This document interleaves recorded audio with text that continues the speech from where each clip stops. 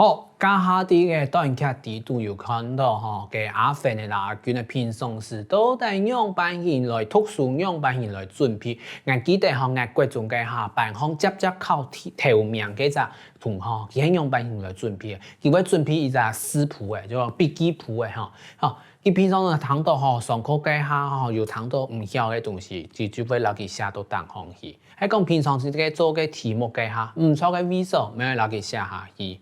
就唔錯嘅題目這樣寫聽聽，係講你一看就知道嘅題目，你就唔試過寫一擺，唔試寫聽一擺。唔講你係講有咩唔錯，搞唔清楚嘅部分，你可能就要攞佢記下來，貼片當來看。安尼你就複習幾下，你就會當有效的。唔是過看同樣嘅題目，因為嗰條題目你笨蛋就會嘅，你過看聽一擺。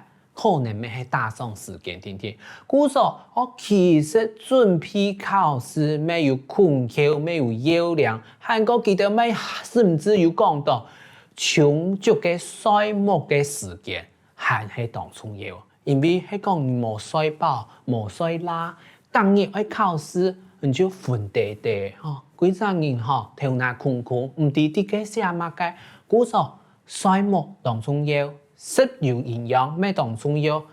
有充足嘅運動咩有當重要哦。接下來看一下家下嘅短劇地圖，到底出現哪條單詞韓國記嘅了？第一隻課程，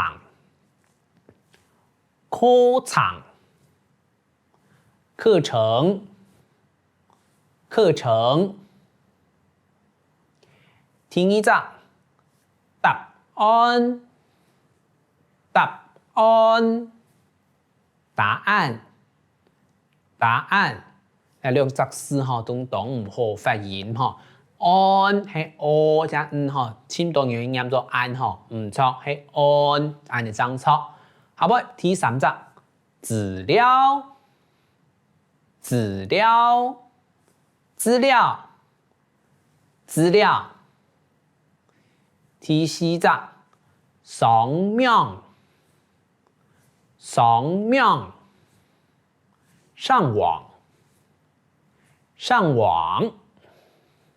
好唔好？接下來看一下記嘅了。今晡日學到嘅課程，